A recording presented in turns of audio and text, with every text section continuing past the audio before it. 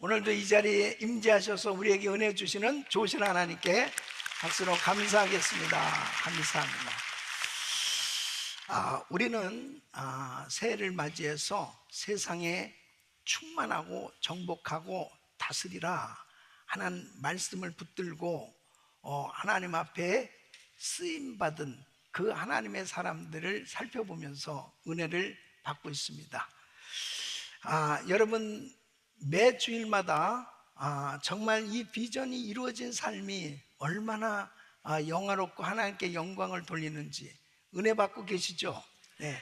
지난 주일은 이 다니엘 세 제국 그리고 네 왕조를 거치는데도 불구하고 그렇게 혼란스러운 권력의 소용돌이 속에서도 이 총리를 지내면서 정말 일평생 하나님을 경외하는 예배자로, 그리고 그의 생애에 하나님의 통치를 이방 제국에 드러낸 그런 위대한 삶을 살았던 인물, 이 다니엘에 대해서 살펴봤습니다. 이 다니엘이 어떻게 그렇게 엄청난 은혜와 축복을 받았는가? 결국은 하나님의 은총을 입었기 때문이다 하는 거죠. 여러분, 우리의 인생은 주의 손에 달려있고 하나님의 은총을 입어야 하나님의 그 귀하신 은혜 가운데 승리하는 삶이 되는 줄로 믿습니다. 하나님께 영광을 돌리는 삶이 되려면 하나님의 은총을 입은 삶이 되어야 됩니다. 오늘도 하나님께서 여러분들에게 놀라운 은총을 부어주실 줄로 믿습니다. 자, 오늘은 무너진 예루살렘 성벽을 다시 세우도록 하나님 앞에 귀하게 쓰임받은 인물이 있었습니다. 바로 그 사람은 느헤미야였어요. 이 당시 예루살렘은 포로 귀환 이후 성전은 세워졌지만 이 성벽은 무너진 채로 남아 있었습니다. 이 성벽이 왜 이렇게 중요하냐면 단순한 방어 시설뿐 아니라 바로 이스라엘 백성들에게 있어서는 하나님의 임재, 이 통치를 받을 수 있는 그러한 이 상징적인 의미가 있어요. 뿐만 아니라 이스라엘 백성들의 이 정체성이 회복되어지는데 이 성벽 제거는 굉장히 중요한 의미가 있는 것입니다. 이 백성들을 보호하고 질서를 지켜주는 이 경계이기 때문에 이 성벽은 참으로 중요한 거였어요. 중요한 역할을 했는데 이 얼마 동안 이 예루살렘 성벽이 이렇게 무너져 있었냐면은 이 바벨론 느부갓네살 왕이 이제 이 예루살렘을 침공했어요. 이 BC 586년에 예루살렘은 함락되었고 그때 이 성벽은 무너졌습니다. 그 후로 이 성벽이 완성된 시기는 BC 444년이니까 무려 140년 동안이나 이렇게 오랜 기간 이 성벽이 무너진 채 방치되어 있는 이런 상태로 있었습니다. 이때 느헤미야는 바로 유대인 이 포로 2세대로 이제 아닥사스다 왕 때 이 술관원으로 이 섬기고 있었어요. 그랬던 이 느헤미야가 이제 이스라엘 총독이 되어서 140년 동안 수많은 방해와 그리고 이 기득권 싸움 속에서 방치되어 있던 이런 성벽을 단 52일 만에 이렇게 완성할 수 있었다는 것은 정말 놀라운 일입니다. 이것은 사람의 능력이 아니고 어떤 전략의 결과가 아니고 제국의 힘이 아니고 바로 하나님의 거룩한 손에 붙들려서 하나님께서 함께 하셨기 때문에 이런 역사가 일어나게 된 줄로 믿습니다. 그렇기 때문에 정말 우리의 삶의 여정을 보면 도무지 인간적으로 해결할 수 없고 도무지 안 될 것 같은 그러한 일들도 하나님의 거룩한 손에 붙들려서 주님이 역사하시면 열려지게 되고 해결되고 하나님의 영광을 드러내는 그런 복된 삶이 될 수 있는 줄로 믿습니다. 이 느헤미야라고 하는 이름은 하나님께 위로받는다 그런 뜻입니다. 이 성벽 재건을 통해서 하나님께서 이름 그대로, 이름의 그 뜻 그대로 하나님의 백성들이 참으로 위로받을 수 있는, 이 느헤미야를 통해서 하나님의 위로가 이 예루살렘에 흘러 넘치도록 그렇게 놀라운 은혜를 베풀어 주시는데, 이 느헤미야는 축복의 통로로 쓰임 받았어요.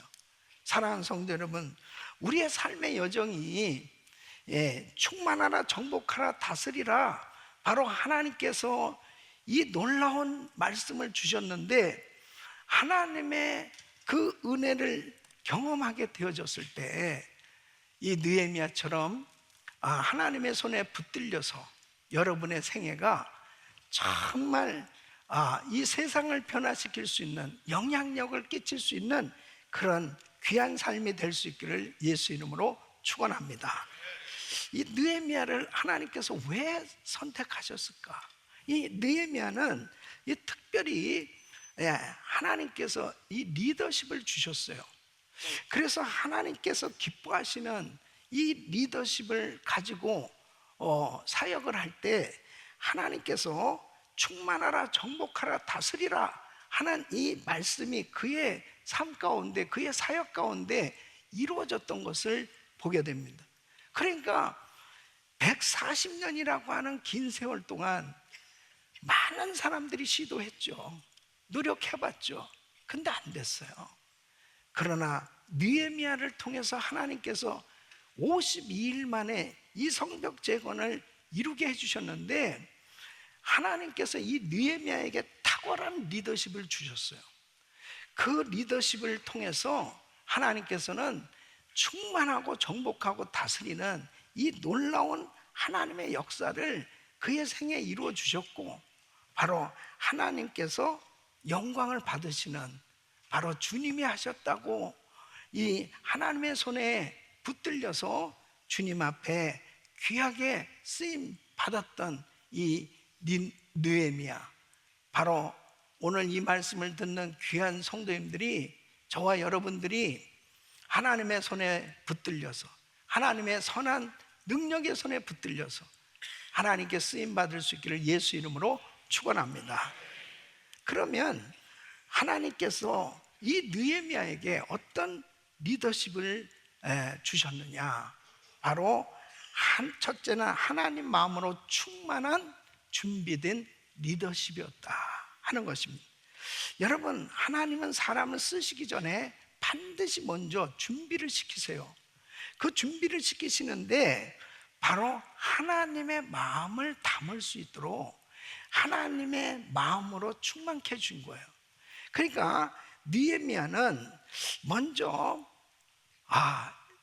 그 멀리 시간과 거리로 보면 지금 이 느헤미야는 페르시아 수상궁에 지금 있어요. 그런데 어느 날 형제 하난이라고 하는 사람을 통해서 예루살렘의 소식을 듣습니다. 자기 조국에 대한 소식을 들어요. 어떤 소식을 듣냐면은 바로 느헤미야 1장 3절에 보면 예루살렘 성은 회파되고 성문들은 소화되었다 하는지라.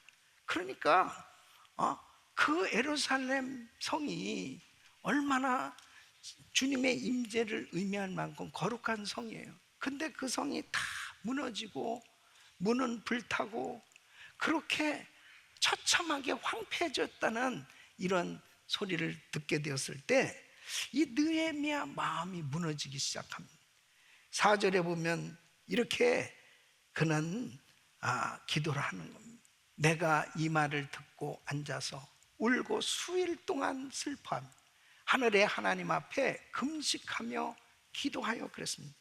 그러니까 그 예루살렘 그 성벽이 그렇게 됐어? 그러면서 사람들을 모아서 그러면 어떻게 해야 되지? 그렇게 대책을 세우자, 어떤 일을 하자, 그렇게 하기 전에 먼저 보니까 앉아서 그랬습니다. 이 말을 듣고 앉아서, 이 앉았다라고 하는 것은 하나님 앞에 방향을 향했다는 거예요. 하나님께로.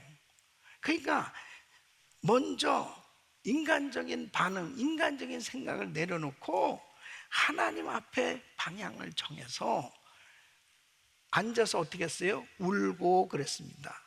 이 울었다는 것은 바로 인간적인 그냥 자기 동족의 아픔을 동정했다는 게 아니고 바로 자기의 짐으로 영적 부담으로 느낀 거예요. 영적 부담으로 끌어안는 눈물이었습니다. 그러면서 어떻게 했어요? 하늘의 하나님 앞에 금식하며, 금식은 내 방법, 내 의지, 내 힘을 다 내려놓고 이제 하나님을 향해서 하나님을 전적으로 의지하는 그런 신앙의 헌신의 모습이죠. 금식하면서 하나님 앞에 기도한 거예요. 하나님, 이제 하나님이 하셔야 되겠습니다. 하나님 도와주세요 하고 이 기도했을 때 바로 하나님의 역사는 시작된 줄로 믿습니다. 이 반응이 바로 느헤미야를 느헤미야 되게 만들었던 거예요. 그러니까 사실 느헤미야는 이 포로 2세대로 예루살렘에서 태어난 것도 아니에요. 그는 지금 이 바벨론의 포로로 잡혀갔던 부모 세대에서 그 지역에서 태어난 거예요. 소위 말하면 우리 1세대들이 미국에 이민 와서 이곳에서 태어난 우리 2세대 자녀들 같은 그런 위치에 있었던 거예요. 그런데 그래도 나름대로 정말 2세대들이 이렇게 3세대들이 자리를 잡고 정치와 권력이 집중된 이 수상궁에서 편안한 자리에 있었습니다. 그러니까 왕의 측근에서 일을 할 만큼 그렇게 너무 좋은 자리에, 어떤 면에서 보면은 2세대들 가운데 주류사에 성공한 케이스라고도 볼 수 있어요. 그럼에도 그는 무너진 조국의 그 성벽, 그 어려운 현실을 바라보면서 울고 있었습니다. 그 이유는 하나님께서 그에게 하나님의 마음을 품도록 하나님의 마음으로 채워주셨기 때문에 그는 이 모든 민족의 조국의 어려운 현실을 바로 하나님의 나라의 문제로, 바로 하나님의 그 약속을 이제 붙들고 기도하기 시작하게 된 거죠. 5절에 보면 가로되 하늘의 하나님 여호와 크고 두려우신 하나님이요 주를 사랑하고 주의 계명을 지키는 자에게 언약을 지키시며 긍휼을 베푸시는 주여 간구하나이다. 이 느헤미야는 정확하게 기도했어요. 하나님의 성품을 고백하면서 기도했습니다. 하나님은 어떤 분이냐? 여호와 하나님은 크고 두려우신 하나님, 그 위대하신 하나님, 그 하나님은 분명히 주를 사랑하고 주의 계명을 지키는 자에게 언약을 지켜주시는 분이십니다. 그 언약을 붙들고 하나님의 말씀을 붙들고 기도하기 시작하는 겁니다. 긍휼을 베푸시는 주여. 이제 하나님 앞에 회개하면서 기도하는데 6절로 7절에 보면 이제 종이 주의 종 이스라엘 자손을 위하여 주야로 기도하오며 이스라엘 자손의 주 앞에 범죄함을 자복하오니 주는 귀를 기울이시며 눈을 여시사 종의 기도를 들으시옵소서. 나와 나의 아버지 집이 범죄하여 주를 향하여 심히 악을 행하여 주의 종 모세에게 주께서 명하신 계명과 율례와 규례를 지키지 아니하였나이다. 회개하면서 기도하는데 조상과 민족의 죄를 회개하는 것이 아니고 자신과 자신의 집안의 아비의 죄악이라고 하는 표현을 써요. 그러니까 지금 이 느헤미야는 예루살렘 성이 저렇게 회파되고 저렇게 거룩한 성이 다 무너진 것은 우리 민족의 죄 때문입니다. 그렇게 막연하게 기도한 것이 아니고 거리감 있게 기도한 게 아니고 그렇게 망하게 된 것은 다 우리 가정의 죄 때문입니다. 나의 죄 때문입니다. 라고 그 자기 집안의 죄로 끌어안고 기도하는, 더 실감 나잖아요. 더 책임감을 느끼는, 더 부담감을 느끼는 이런 마음으로 회개하면서 기도하게 됩니다. 이 마음을 누가 주신 거예요? 하나님께서 바로 하나님의 마음으로 느헤미야의 심령을 채워주셨기 때문에 바로 이렇게 자신의 죄로 여기면서 회개하기 시작하는데, 이 회개의 기도는 한 번의 결단으로 끝난 게 아니고 4달 동안이나 기도를 합니다. 4달 동안이나 통곡하며 기도해요. 이 기스론의 소식을 들었다고 하는데, 이 기스론은 지금으로 보면 9월 달이에요. 그리고 이제 왕 앞에 이 사실을 알리게 된 때는 니산월이래요. 니산월. 그게 1월입니다. 그러니까 이 왕 앞에까지 이 소식을 전하면서 이제 응답을 받기까지는 4개월 동안을 통곡하면서 눈물을 흘리면서 기도를 했던 겁니다. 사랑하는 성도 여러분, 하나님은 하나님의 일을 맡기기 전에 먼저 그 사람 마음에 부담을 주세요. 사명을 주세요. 그리고 눈물을 주세요. 이것이 하나님께서 먼저 말래 이 채우시는 하나님의 마음으로 충만하게 채워주셨어요. 그 긍휼히 여기는 마음, 하나님의 사랑의 마음, 하나님의 마음을 가지고 그 문제를 바라보게 해주신단 말이에요. 예. 여러분, 우리 교회가 세계 선교하는 62개국에 지금 선교를 하고 있는데, 우리 교회 역사에 가장 선교에 큰 부흥이 일어난 것은 바로 구소련 지역입니다. 구소련 지역에 정말 2,000개가 넘는 그런 교회들이 세워질 수 있었던 것은 우리 김광진 목사님, 원로 목사님께서 1989년도에 목사님의 말씀을 들어보면 그렇게 많은 시간 그렇게 예배실에서 기도하시는데, 기도실에서 이 통곡이 나오더라는 거예요. 이 구소련 지역을 이렇게 하나님이 소련 사람을 보여주시면서 계속 그렇게 통곡이 나오면서, 하나님, 구소련 지역에 선교의 문을 열어주세요. 그렇게 기도가 됐다는 거예요. 이것은 어떤 면에서 보면 목사님이 이 감정으로 기도한 것이 아니고 어떤 전략을 가지고 선교를 해야 되겠다고 하는 가운데서 기도를 시키신 게 아니고, 성령님께서 그 영혼들을 안타까운 마음으로 먼저 그 마음에 그 영혼을 사랑하는 그런 마음으로 하나님께서 채우시기 시작한, 그러니까 성령이 말할 수 없는 탄식으로 계속 기도를 시키신 거죠.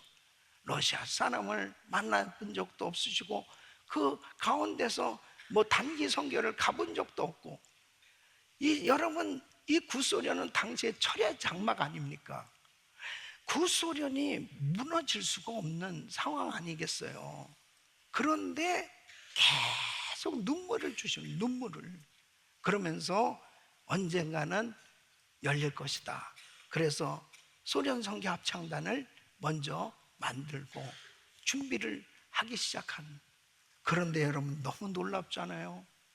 90년부터 징조가 나타나더니 91년에 완전히 구소련이 무너지는 거예요. 그러면서 그 준비된 소련 선교 합창단과 함께 가서 말씀을 증거하고 주의 사역할 때 그 땅에 큰 부흥이 일어난 줄 믿습니다. 하나님께서 문이 열리기 전에 먼저 울게 하셨고, 그리고 문이 열렸을 때 바로 그 부담을 하나님께서 주신 그 사명을 가진 하나님의 종을 보내셔서 그 일을 하게 하시는 것을 보게 됩니다. 여러분, 하나님께서 쓰실 때는 먼저 하나님의 마음으로 채워주세요. 그리고 그렇게 눈물을 주시고 부담을 주세요.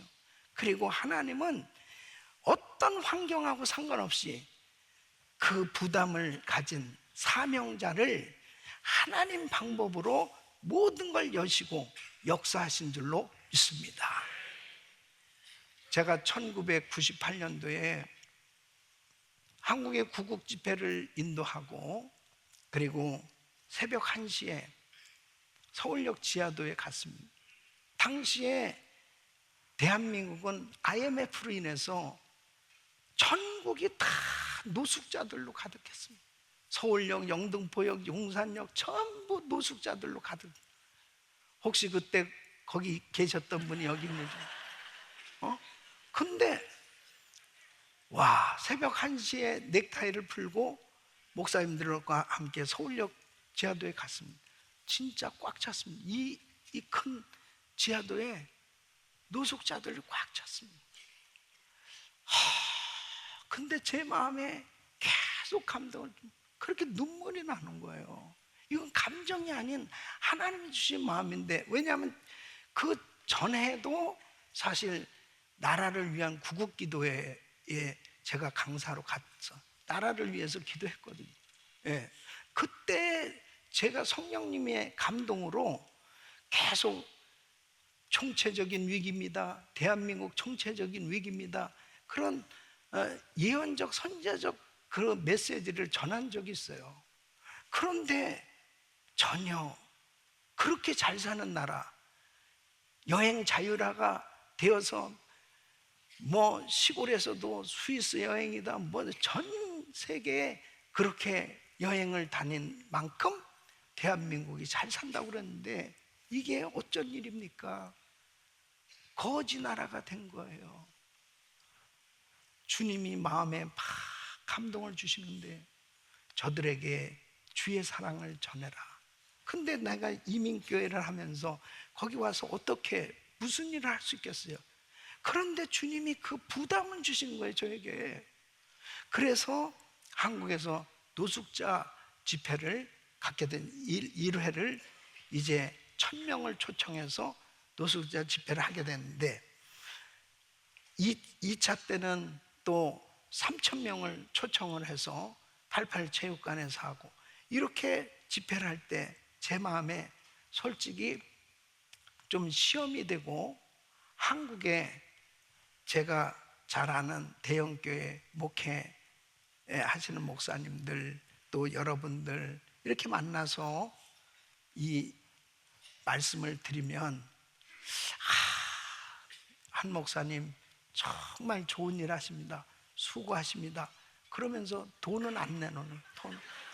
근데 마음에 약간 좀 시험이 좀 됐어요. 아니 나는 이게 지금 미국에서 이민교회 하면서 이거 한 번 집회하려면 그때 당시 막 5만 불씩 이렇게 준비하려면, 그때 제가 샌디에고 갈보리 장로교회 뭐 우리 교인들이 그때 그렇게 많지 않았는데, 그러면 권사님들이 김치 만들어 팔고 헌금하고 정성정을 모아가지고 그걸 준비해가지고 가서 정말 그 대접을 하는 거예요.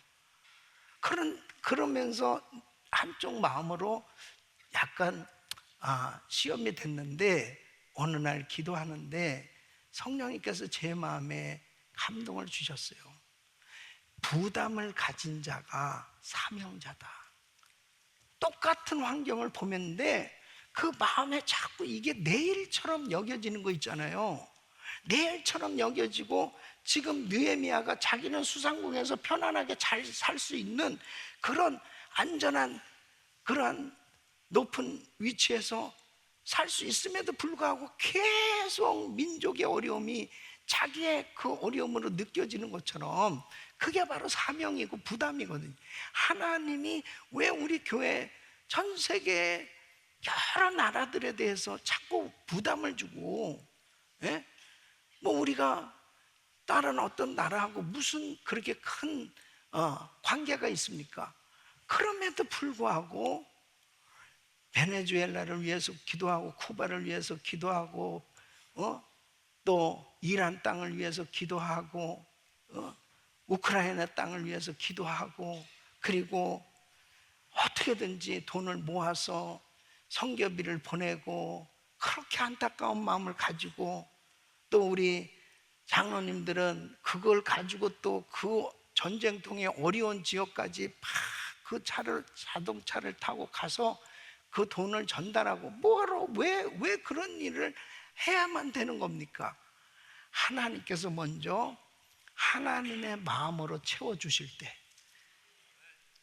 부담을 하나님이 주시고, 그리고 하나님의 사랑으로, 하나님의 긍휼로 그 나라를 포기하시고 그 민족을 포기하시고, 바로 그 아픔이 나의 아픔, 우리 민족의 아픔, 우리 가정의 아픔처럼 여겨지도록 하나님의 은혜를 주시기 때문에 그 사명을 감당하고 있는 줄로 믿습니다.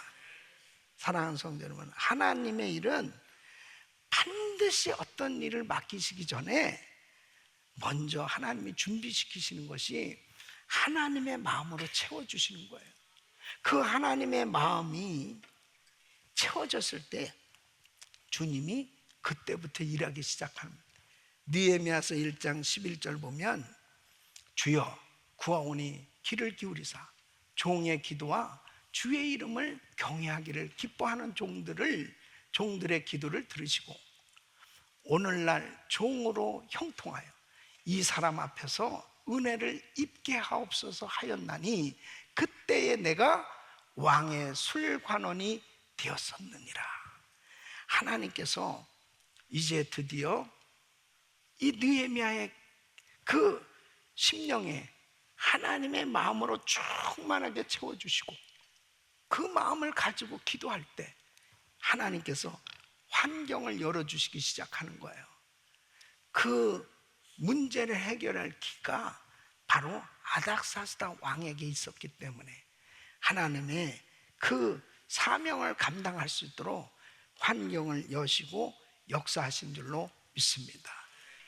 우리 성도님들 마음 가운데 오늘도 하나님이 주시는 마음으로 충만하시기를 예수 이름으로 축원합니다. 그래야 하나님 마음으로 사람도 보여야 되고, 하나님의 마음으로 우리가 살아갈 때 하나님 주신 이 사명을 감당할 수 있는 거예요. 두 번째는 매 순간 기도로 사명을 정복하는 리더십을 가졌단 말이에요. 여러분, 느헤미야는 제사장도 아니에요, 선지자도 아니에요. 하나님 마음을 품고 이제 이 조국의 현실 가운데, 어려운 현실, 이 성벽 재건해야 되겠다고 하는 그 사명감을 가지고 나갈 때 그의 환경 가운데는 엄청난 장벽이 끊임없이 가로막고 있었습니다. 그것을 이 느헤미야는 기도로 정면 승부를 하면서 승부수를 던진 사람이에요. 사랑하는 성도는, 우리 예수 믿는 사람은 기도로 승부수를 던져야 돼요. 기도로. 그 첫 번째 전투가 뭐냐면 왕의 마음을 통과하는 전투였습니다.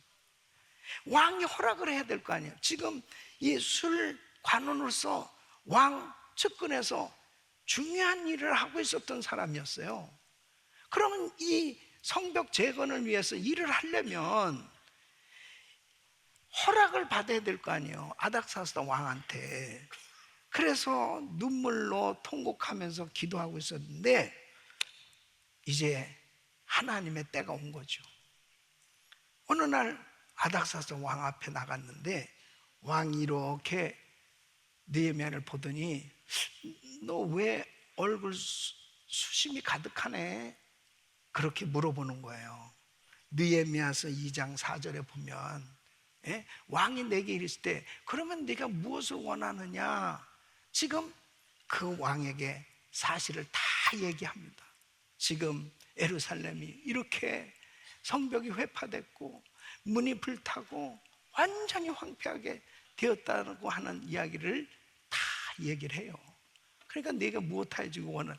그랬더니 보세요, 내가 곧 하늘의 하나님께 묵도하고, 이게 참 중요한 거예요. 그냥 당장에 저를 어떻게 좀 보내서 이 일을 하게 해주세요, 이렇게 말하기 전에 하나님께 먼저 기도하는. 사랑하는 성도 여러분, 사역하기 전에 먼저 기도입니다. 일하기 전에 먼저 기도해요. 왜냐하면 하나님이 하셔야 되는 거예요. 하나님이 그 마음을 움직이신 분은 하나님이시라면. 그럴 때 이제 느헤미야가 예루살렘 평문을 말하고 재건에 필요한 모든 것들을 구체적으로 조서와 그 다음에 제목까지 다 왕에게 이야기했는데 놀라운 일이 일어난 거죠. 왕이 다 허락을 하는데 느헤미야를 예루살렘 총독으로 세우고, 그리고 성벽 재건을 공식적으로 승인을 한단 말이에요.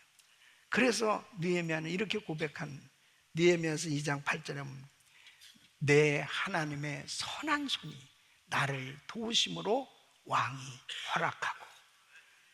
결국은 이렇게 길이 열린 것은 하나님의 선한 손길이었던 것을 고백하는 겁니다. 사랑하는 성도 여러분, 아무리 우리에게 힘들고 어려움이 있어도 하나님의 선한 손길이 우리와 함께 하시면 열려지는 줄로 믿습니다. 이제 드디어 느헤미야는 예루살렘에 총독으로 도착해서 이제 일을 하기 시작하는데, 와, 140년 동안 이렇게 막힐 수밖에 없었던 것, 그 이유가 있단 말이에요. 벌써 방해가 이제 아주 극심하기 시작합니다. 위협하고 음모와 조롱과 이루 말할 수 없는 그런 장애물이 딱 버티고 있었습니다. 그 중에 어떤 인물이냐, 바로 산발랏과 도비아입니다. 이 산발랏은 사마리아 총독이에요. 바로 옆에 있는 이 총독이었단 말이에요.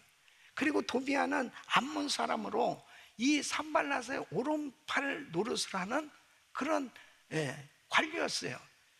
이 사람들이 결탁해서 다 절대로 이 성벽은 건축할 수 없다, 그렇게 방해를 하기 시작합니다.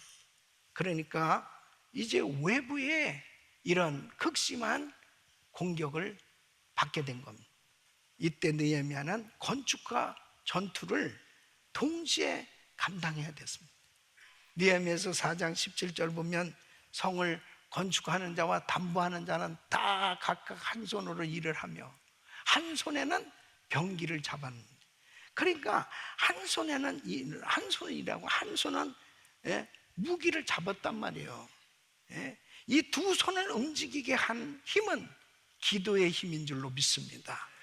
그래서 하나님 앞에 기도하면서 이제 일하면서 준비를 한 거예요.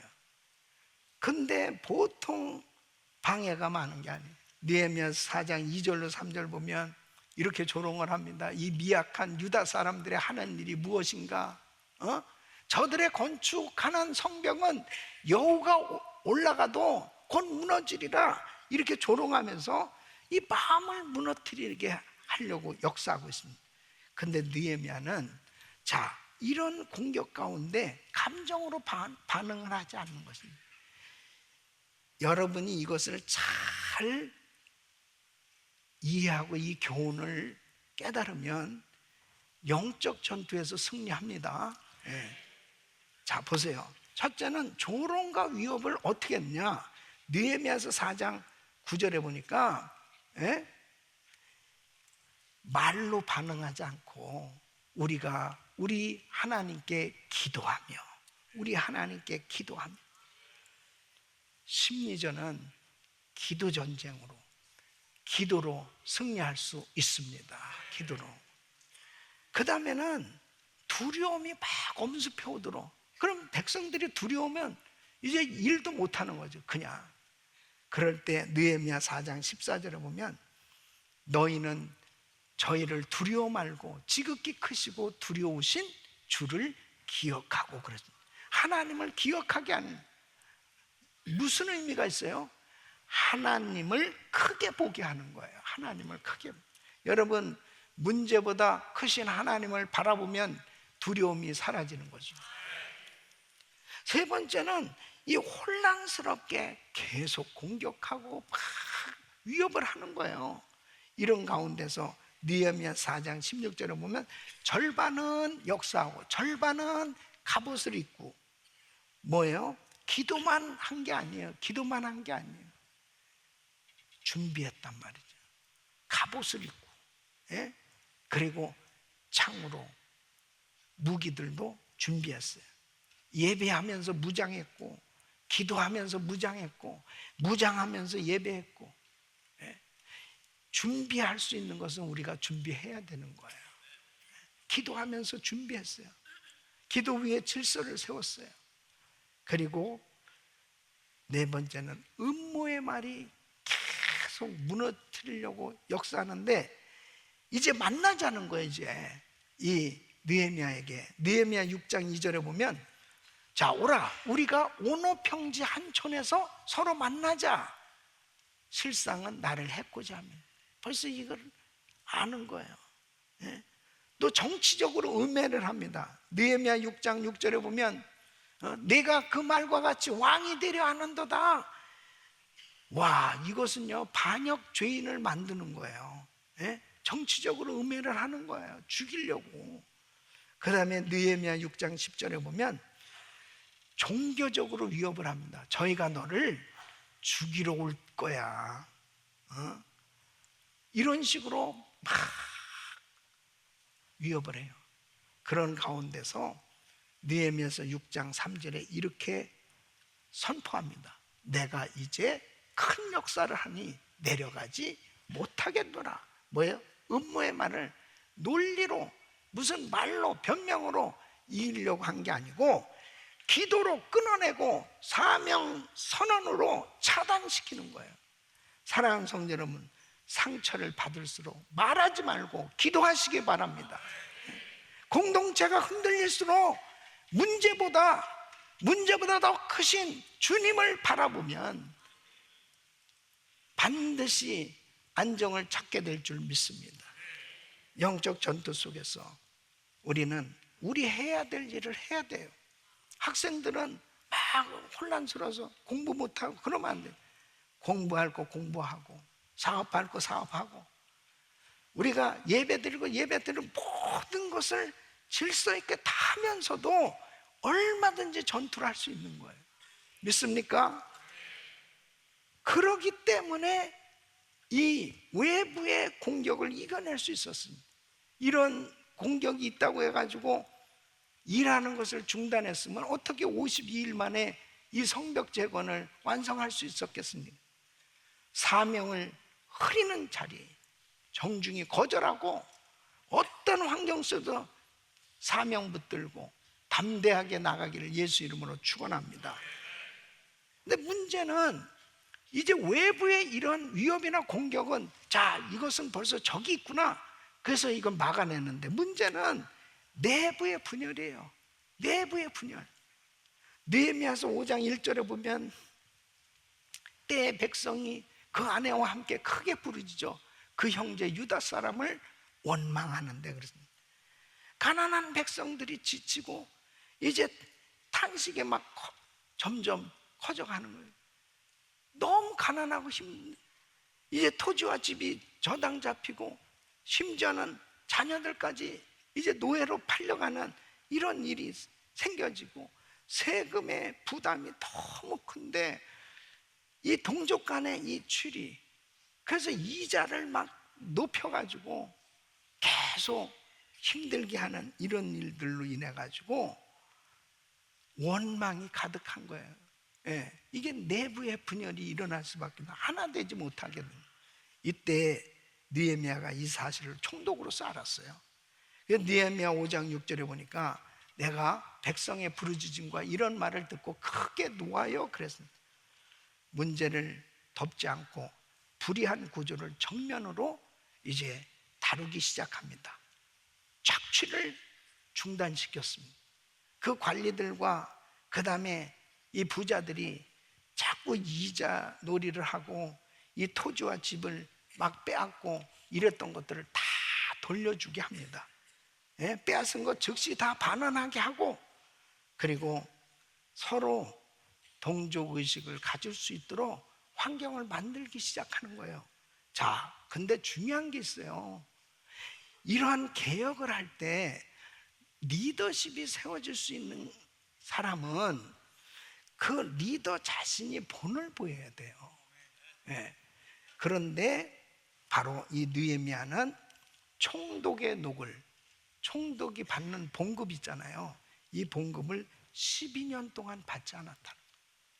그러니까 자기의 권리와 특권을 내려놓고 이렇게 개혁을 주장하니까 사람들이 다 받아들일 수밖에 없는 거예요. 여러분, 리더십은 먼저 본을 보이고 자기 희생이 있을 때 하나님께서 역사하신 줄 믿습니다. 느헤미야 5장 19절에 내 하나님이여, 내가 이 백성을 위하여 행한 모든 일을 생각하시고 내게 은혜를 베푸시옵소서. 말도 많았고 위협도 거셌고 정말 모든 것이 멈춰질 수밖에 없는 이런 방해하는 현실 속에서 하나님 앞에 정말 기도로 정면 승부를 걸고 그 140년 동안 가로막혀 있던 이 성벽 재건이 52일 만에 끝나게 된 줄로 믿습니다. 하나님이 하셨습니다. 주님의 역사가 일어난 것입니다. 느헤미야 6장 15절에 보면 성역사가 52일 만에 엘월 25일에 끝남에 그렇습니다. 하나님이 이루신 거예요. 처음부터 끝까지 하나님의 거룩한 손에 붙들렸던 느헤미야를 통해서, 느헤미야의 리더십을 통해서 하나님은 이렇게 불가능하다고 여겨졌던 이 성벽 재건을 한순간에 이룰 수 있도록 역사해 주신 줄 믿습니다. 느헤미야서 6장 16절 보면 우리 모든 대적과 사면 이방 사람들이 이를 듣고 다 두려워하여 스스로 낙담하였으니 이는 이 역사를 우리 하나님이 이루신 것을 알미라. 우리 교회가 성전 건축을 할 때에 여러분 아시다시피 2008년에 세계적인 금융위기가 온 겁니다. 서프라임 모기지 사태로 인해서 우리는 건축할 때 가장 중심에서 직격탄을 맞았습니다. 우리 성도들이 정말 실직하고 많은 이런 재정적인 어려운 일들이 참 많이 있던 그런 시기에 이 성전을 건축해야 했습니다. 그런데 어쨌든 성도들이 헌금을 해야 이 건축이 돼야 될 거 아닙니까? 그런 가운데 모든 환경이 다 막힌 거예요. 그런 가운데서 저는 성도들과 함께 40일 금식 기도로, 이 기도로 승부를 거는 거죠. 이 생명을 건 이 금식 기도를 하면서 강단을 떠나지 않고 금식하면서 말씀을 전했습니다. 근데 기도하는 가운데 제 마음에 감동이 온 거예요. 뭐냐면 어쨌든 성도들이 헌금할 수 있는 것도 하나님이 그 마음에 감동을 주셔야 되는데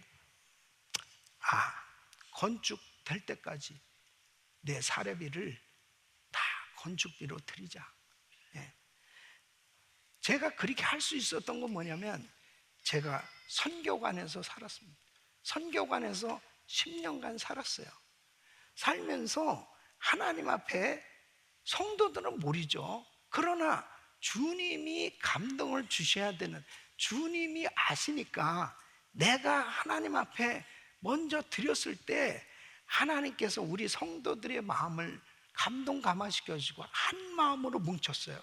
우리 성도들이 한 마음으로 뭉치니까 놀라운 일이 일어났는데 2009년 5월에 완공하고 입당하게 되었습니다. 하나님께 영광입니다. 주님이 하신 것이죠.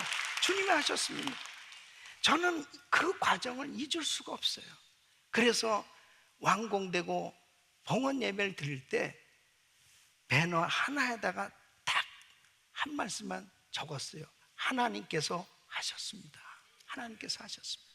주님이 하셨습니다. 사랑하는 성도 여러분, 기도로 사명을 정복하는 리더십은 하나님의 역사를 일으키는 줄로 믿습니다. 세 번째는 하나님의 통치로 부흥을 일으키는 이 리더십을 가졌습니다. 성벽이 완성됐어요. 자, 얼마나 고생들 했어요.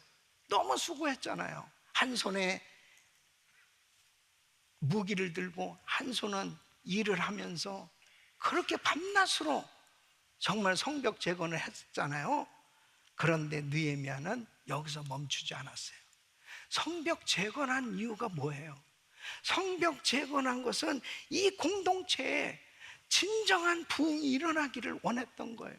진정한 영적 대각성과 말씀 부흥이 일어나는 것, 이것이 성벽 재건의 진정한 목적인데, 그냥 이 성벽만 건축한 것으로 끝난 것으로 만족한 것이 아니고, 이제 느헤미야서 8장 1절에 보면 느헤미야는 백성들을 수문학 광장으로 모이게 합니다.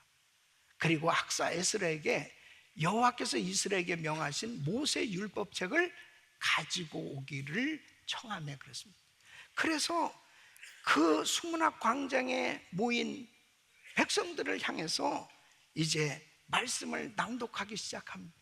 그 말씀의 뜻이 깨달아지기 시작할 때 백성들이 울기 시작하는 거예요. 이쪽에서 훌쩍 저쪽에서 훌쩍 울기 시작하는 거예요. 느헤미야서 8장 9절에 보면 백성이 율법의 말씀을 듣고 다 우는지라, 다 우는지라. 하나님의 말씀 앞에 자신이 드러나니까 회개하기 시작하고, 그리고 말씀 부흥이 일어난 줄 믿습니다. 성벽 재건이 이루어진 결정적인 그 목적이 이제 정말 그 이스라엘에 부흥이 오기 시작한 거예요.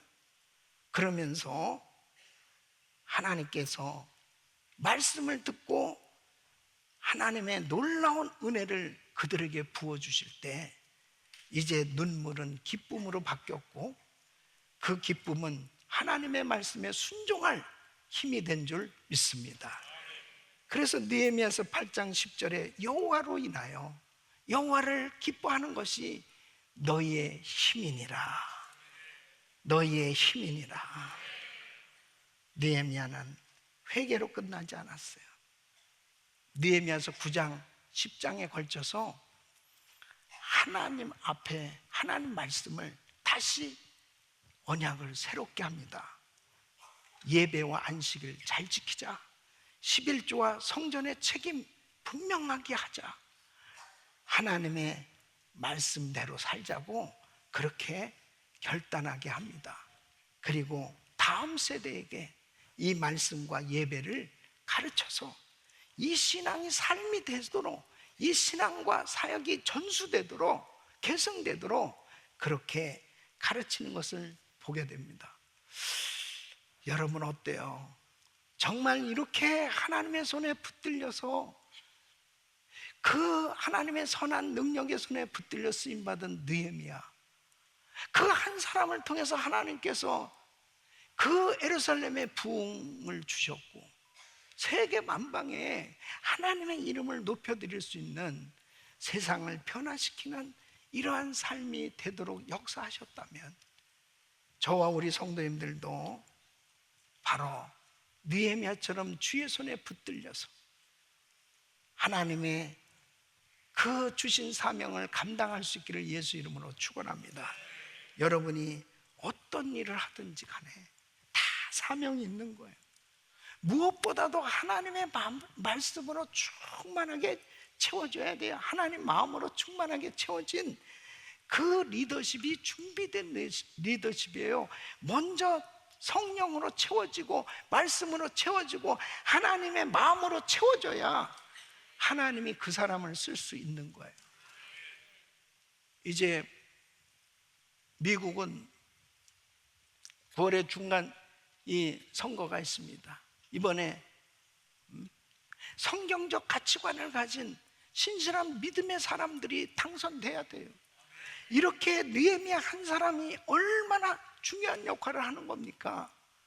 이런 사람이 대통령이 되고 총리가 되고 국회의원이 되고 정말 각계각층의 중요한 요직에 이런 하나님의 사람들이 세워진다면 하나님께서 기뻐하는 나라로 세워지지 않겠습니까?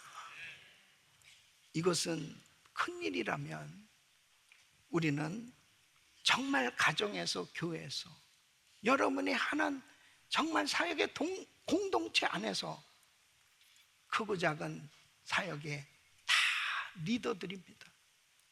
여러분들은 느헤미야 같은 리더십으로 준비돼서 하나님의 손에 붙들려서 아름다운 사역을 이룰 수 있기를 예수 이름으로 축원합니다.